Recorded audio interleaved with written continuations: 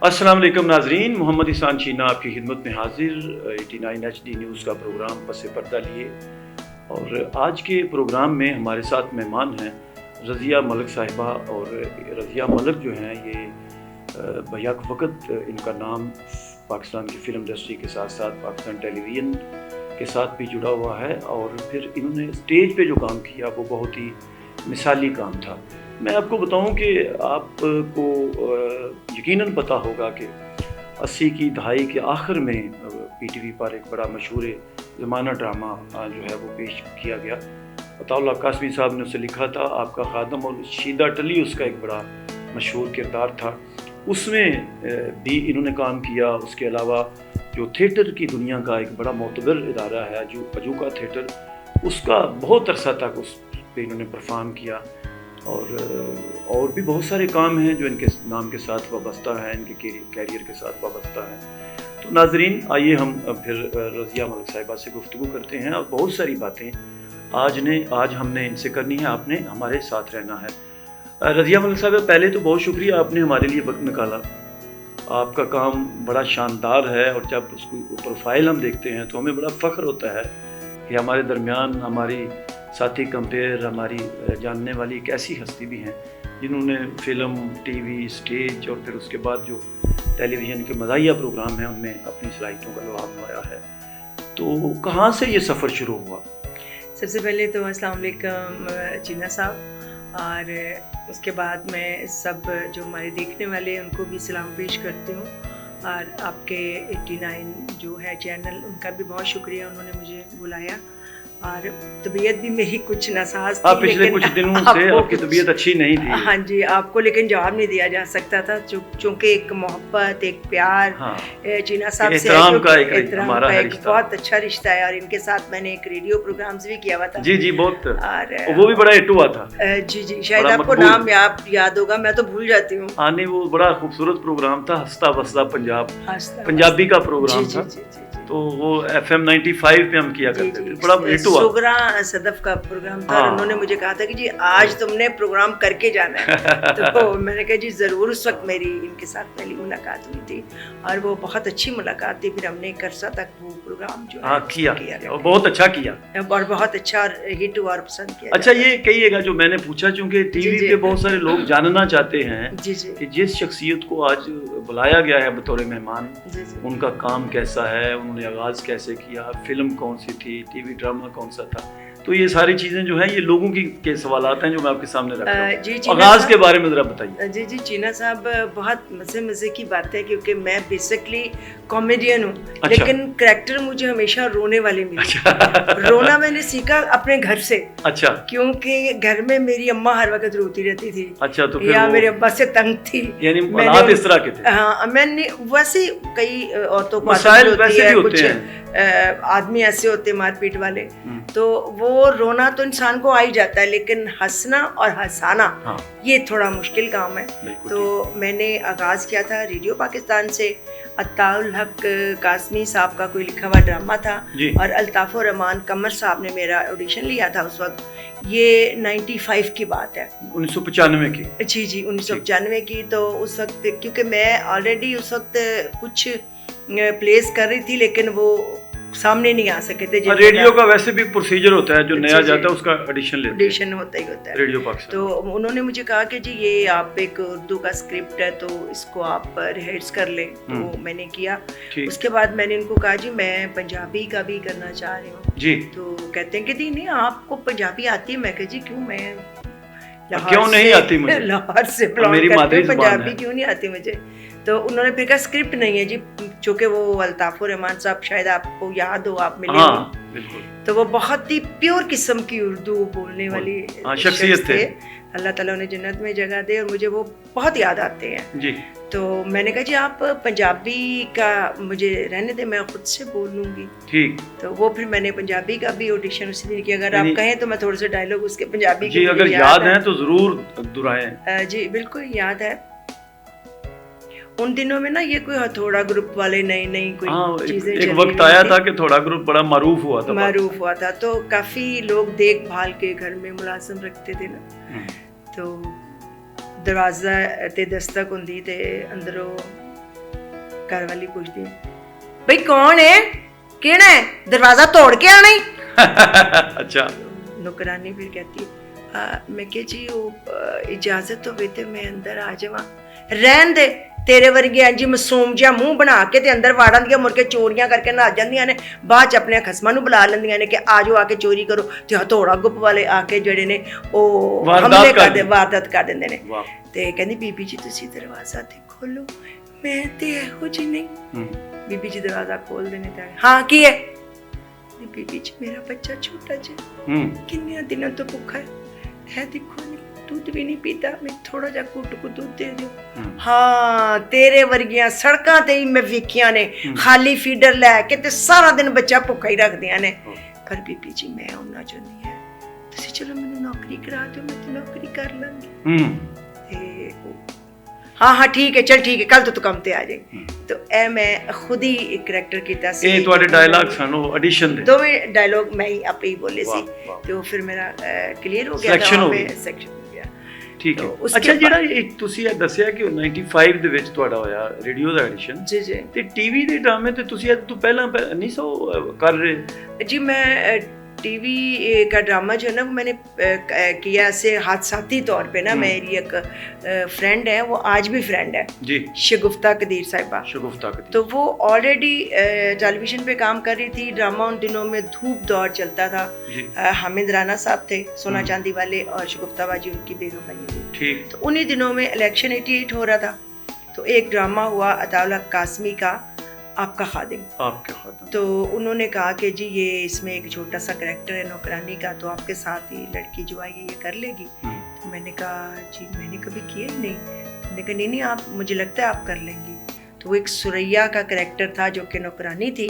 तो अली जाज साहब हाथ धो के आते होते हैं, गरीबों से मिल के आते, कहते सुरैया मैं भाई साहब जी भाग के आती हूँ तो कहते हैं डिटोल लेके आ, अज गरीबा नाल हाथ मिला के हाथा च जरासीम लग गए हैं। यानी उसमें अली जाज साहब ने किसी सियासतदान का किरदार अदा किया। जी सियासतदान का इलेक्शन में उम्मीदवार का इलेक्शन में खड़े होते हैं, फिर उनका स्नूकर होता है, सबदा सज्जन सबदा बेली शीदा टल्ली। यानी उसमें शीदा टल्ली जो थे वो अली जाज साहब टाइटल, बड़े जबरदस्त एक्टर थे, बहुत अच्छे एक्टर थे और बहुत अलग किस्म के इंसान थे। आज भी उनको हम सारे याद करते हैं क्योंकि ऐसे अदाकार बहुत कम आते हैं और रोज पैदा नहीं होते। हालांकि उनकी कोई आम सी शक्ल थी, कोई खास खूबसूरत भी नहीं थे, लेकिन एक्टर बड़े कमाल के थे और कमाल का रूज दिया अल्लाह ताला ने। अच्छा आपने जब ऑडिशन दिया रेडियो पाकिस्तान पे और सिलेक्शन हुई, तो उसके बाद फिर वो जो सिलेक्शन थी वो किस कदर काम आई? क्या रेडियो पाकिस्तान से आज तक वो रिश्ता कायम है और उसके बाद ड्रामे करती रही वहाँ? 95 से लेके आज तक मैं रेडियो पाकिस्तान से मुंसलिक हूँ और मुझे इस बात की खुशी है कि रेडियो वाले मुझे हमेशा याद रखते हैं। अच्छा। तो मैंने पिछले दिनों एक ड्रामा किया, ये जो डंगी लगा के डंगी लगा के चले जाते हैं बाहर के मुल्क में, डंकी लगा के। हाँ ये मुझे कभी गैर कानूनी तरीके से, तो इस ड्रामे को बड़ा पसंद किया गया। फिर लेटेस्ट मैंने अभी एक ड्रामा पिछले हफ्ते रेडियो का करके आई हूँ, हिफ्जा साहिबा होती हैं वहाँ पे हमारी प्रोड्यूसर हैं। जी उनका ही वो ड्रामा था, तो वो वाला भी बहुत अच्छा था। ये जो डूबने वाले सिलसिला था, ये जो पानी आया और सैलाब में सैलाब ज़दगान के नुकसानात हैं उन पे होगा। उस्मान राज और मैं हमेशा वो मेरा बेटा ही बन जाता है उस्मान राज। ठीक है। तो इस तरह वो फिर अभी तक सिलसिला जो है वो जारी है। और बख्ता मेरा एक रेडियो पाकिस्तान का ड्रामा बहुत हिट हुआ था, जिसमें बख्ता पंजाबी में था। जी बख्ता उर्दू का था। अच्छा। बख्ता मीन के वो बख्तों वाली लड़की होती है, तो उसको उस ड्रामे को पीटीवी स्पेशल अवार्ड मिला था। अच्छा जबरदस्त इंडिपेंडेंट ड्रामा था। ये तो फिर आपके लिए एजाज है। जी इस्लामाबाद से अवार्ड मिला था। अच्छा तो ये तो रेडियो हुआ। जी टीवी आपने बताया कि उससे पहले पीटीवी पे शीदा टली जो ड्रामा था उसका हिस्सा बनी पहली दफा। जी पहली। तो फिर वो बाद में ये सिलसिला किस कदर चला? बाद में भी कुछ ड्रामों में काम किया? नहीं चीना साहब नहीं चला ना पीटीवी पे, बाद में वो सिलसिला नहीं आगे बढ़ सका। 88 में मैंने प्ले किया, फिर बीच में एक दो छोटे मोटे स्कूल्स के काम किए, तो 91 में मेरी शादी हो गई। ठीक है। तो इस तरह फिर ये डिस्कनेक्ट हो गई चीज़ें। तो मैं 92 में दोबारा आई, तो उसके शादी बाद के एक साल बाद मैं फिर उसके बाद से रेगुलर हूँ। ठीक है। और आते ही फिर मैंने ऐनक वाला जिन 93 में ज्वाइन किया था। अच्छा, ऐनक वाला जिन भी आप करती रही? जी जी, वो पहला सीरियल था मेरा। अच्छा। ऐनक वाले जिन के साथ ही वो ड्रामा चल रहा था हमारा बड़ा मशहूर, जिंजालपुरा। जिंजालपुरा तो वो अजोका थिएटर का था, तो अजोका थिएटर से मेरी मीटिंग हो गई। तो अजोका थिएटर वालों के साथ मैंने ये पहला ड्रामा किया जंजालपुरा, और इसी ड्रामे को थिएटर पे भी किया। अजोका का ही एक प्ले था जिसका नाम था बाला किंग। तो बाला किंग में मेरा जबरदस्त किस्म का कैरेक्टर था, मेन रोल था, वो है गोगी छुरी। अच्छा। गोगी छुरी हर वक्त हाथ पे हंटर रखती है और एक अच्छा। बदमाश से प्यार करती है। बदमाश फिर इलेक्शन में खड़ा हो जाता है और अपने असले के बलबूते पे वो जीत भी जाता है। अच्छा, वोट डाल लेता है। जी जी। और उसमें आपने भी वोट डाले होंगे फिर? ये वो कैरेक्टर है जो जगह जगह जाके वोटिंग करती है। अच्छा। फिर झूठे बयान दे के लोगों को अंदर भी करा देती है कि ये इसने जुर्म किया है, सियासी। तो ये तकरीरें भी करती है। और मुझे बल्कि एक उनकी बाला किंग की जो एक और लाइनें हैं, 2-3 वो बड़ी मजे की लगती हैं। बाला किंग से जब मैं प्यार करती हूँ तो वो कहते हैं कि जी अब ये खताब करेंगी कौम से, बेगम जमीर। अच्छा। तो वो कहती बेगम जमीर से पहले फिर गोगी छुरी खताब करेंगी। तो मैं फिर एक छोटा सा खताब करती हूँ चारपाई के ऊपर खड़ी होकर। अच्छा। तो वो मुझे चंद लाइनें आपकी नजर है। मेरे भाइयों, मेरे बहनों, बुजुर्गों और छोटे छोटे बच्चों, मैं आपको सिर्फ इतना ही बताना चाहती हूँ कि हमारे इलाके में बाला किंग साहब फरिश्ता-ए रहमत बन के नाजिल हुए। मेरे खामन की शहादत के बाद जिस तरह इन्होंने हमारी मदद की है, हम उसे कभी फरामोश नहीं कर सकते। मेरे लिए अलग से बैंक बैलेंस खोला और मेरे बच्चों को ऊंची सन स्कूल में दाखिला लेकर दिया।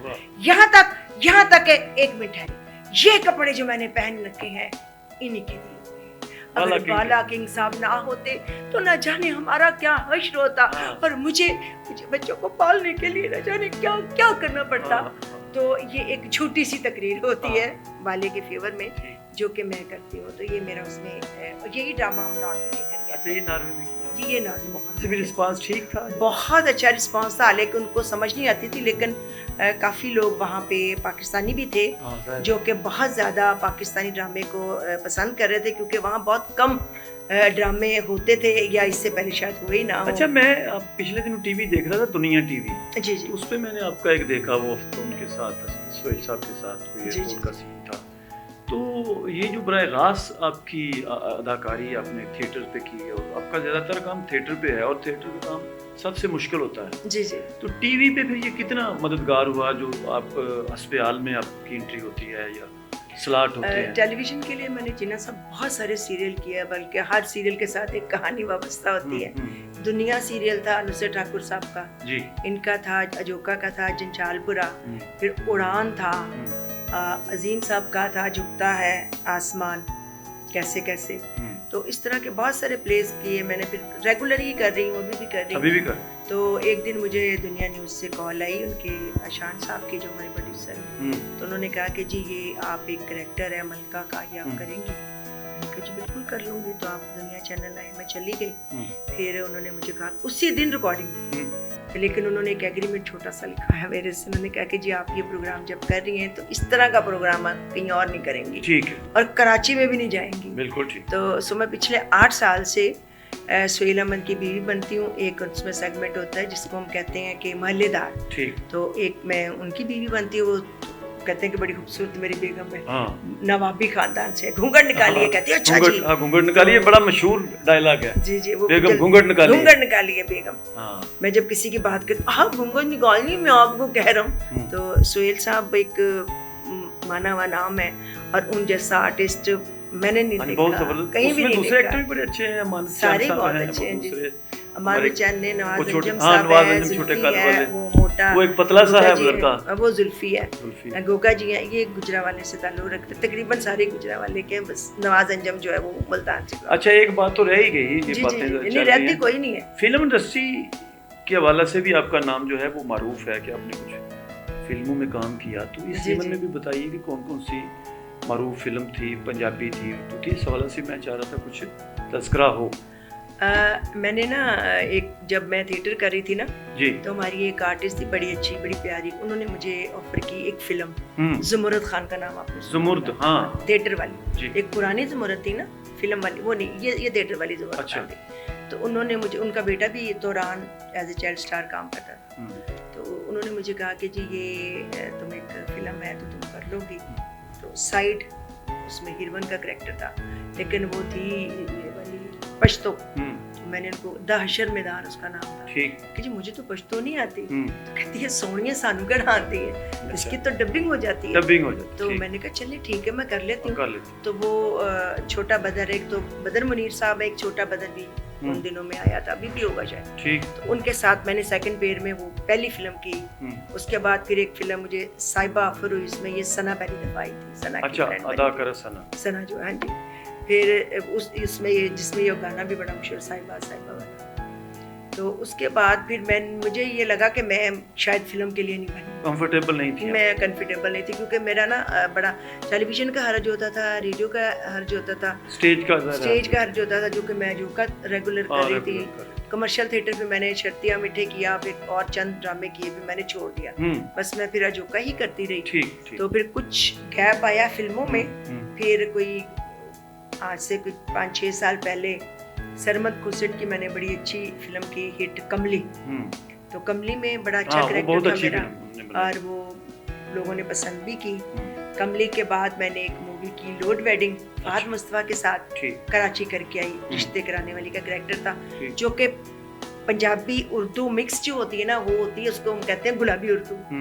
तो कराची में कम लोग ऐसे बोलते हैं, तो मुझे ज़रा इसमें भी महारत हासिल है, एडवांटेज था। जी।